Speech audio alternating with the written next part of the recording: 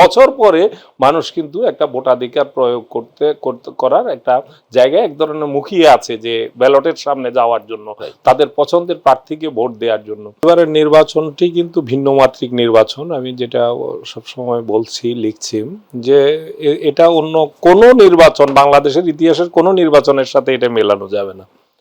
এই নির্বাচনটার প্রধানত বৈশিষ্ট্যটা হচ্ছে এই নির্বাচনটি বলা যায় ভোটাধিকার প্রয়োগের ক্ষেত্রে ভোটারদের জন্য এটা প্রায় 25 বছর পরের একটি নির্বাচন। কারণ হচ্ছে অনেকে এটাকে 17-18 বছর বলেন, কিন্তু বাস্তবে হচ্ছে এটা 25 বছর বলতে হবে। এই কারণে 2001 সালের পরে বাংলাদেশের সত্যিকার অর্থে জনমতের প্রতিফলন হয়েছে এরকম নির্বাচন কিন্তু আর হয় নাই।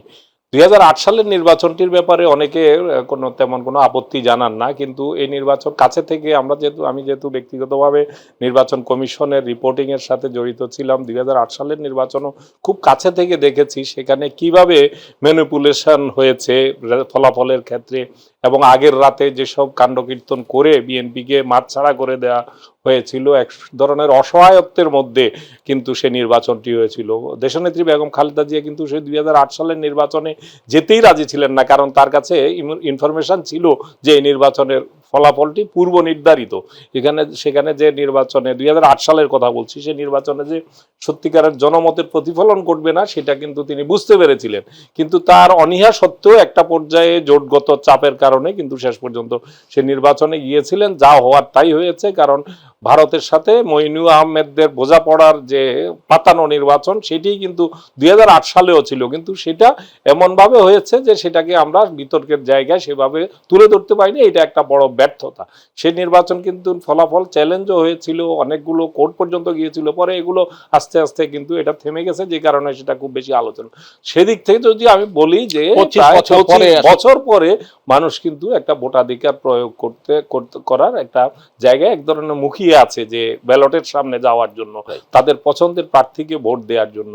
এই যে একটি প্রেক্ষাপট, এটা একটি অত্যন্ত গুরুত্বপূর্ণ। এই 25 বছরের মধ্যে একটি জেনারেশন বলা যায় বদলে গেছে, এবং সেখানে যে কারণে আমাদের হিসাবে আছে যে প্রায় 5.5 কোটির মতো শুধুমাত্র তরুণ ভোটার, যারা নতুন ভোটার হিসেবে এবারে সত্যিকার অর্থে ভোট দিবে। এছাড়া আরো অনেক চেঞ্জ কিন্তু এই নির্বাচন। আরো যেই কারণে এবারের নির্বাচনটি ভিন্নতা আছে, সেই নির্বাচনটি হলো বাংলাদেশের ইতিহাসে যতগুলো নির্বাচন হয়েছে, বিশেষ করে আমরা যদি 75-এর আগে পরে এবং বেশিরভাগ নির্বাচনেই আওয়ামী লীগের মতো একটি দল এর নির্বাচনে অংশগ্রহণ করেছিল, সেই দলটি এবারে গণহত্যার দায়ে অভিযুক্ত হয়ে কার্যক্রম নিষিদ্ধ হওয়ার কারণে তাদেরকে ছাড়াই নির্বাচন হচ্ছে। তারা কিন্তু স্বৈরাচারের আমলেও নির্বাচনে অংশগ্রহণ করেছে। আমরা জানি যে 86 সালের নির্বাচনে বেঈমান, নিজেদেরকে আত্মস্বীকৃত বেঈমান প্রমাণ করে কিন্তু সে নির্বাচনে তারা গিয়েছিল।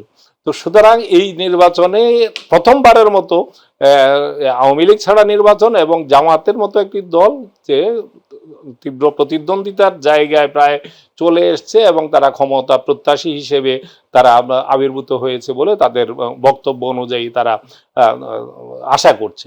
তো এটাও কিন্তু একটা নতুন মাত্রা এবারের নির্বাচনটার। এর বাইরে এর আগের নির্বাচনগুলোতে যেগুলো আমরা যদি 1991 সাল বলি, 96 এবং 2001 সাল, এই তিনটি নির্বাচন মোটামুটিভাবে বাংলাদেশে গ্রহণযোগ্য নির্বাচন বলা হয়। এই নির্বাচনগুলোতে যেভাবে দলীয় ভাবে যে নির্বাচনগুলো হয়েছে সেখানে জোট ছিল বটে, জোটের বাইরেও অনেকগুলো দল প্রতিদ্বন্দ্বিতা করেছে। 147টি দল প্রতিদ্বন্দ্বিতা করেছে 91 সালের নির্বাচনে। তারপরে 84টি দল প্রতিদ্বন্দ্বিতা করেছে 96 নির্বাচনে, এবং 2001 সালের নির্বাচনে প্রধান দুটি জোট ছিল বটে, কিন্তু তার বাইরেও বিপুল অনেকগুলো দল।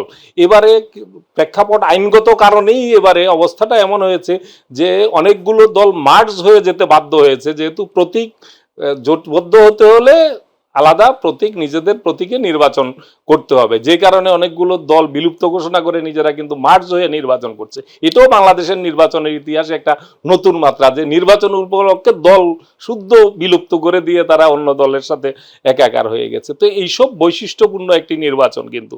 এবং প্রেক্ষাপটটা কি? প্রেক্ষাপটটা হচ্ছে 2024 সালে বাংলাদেশে একটি বড় ধরনের অভ্যুত্থানের মধ্য দিয়ে নতুন একটি বাংলাদেশ, নতুন একটি আকাঙ্ক্ষার জায়গার বাংলাদেশ।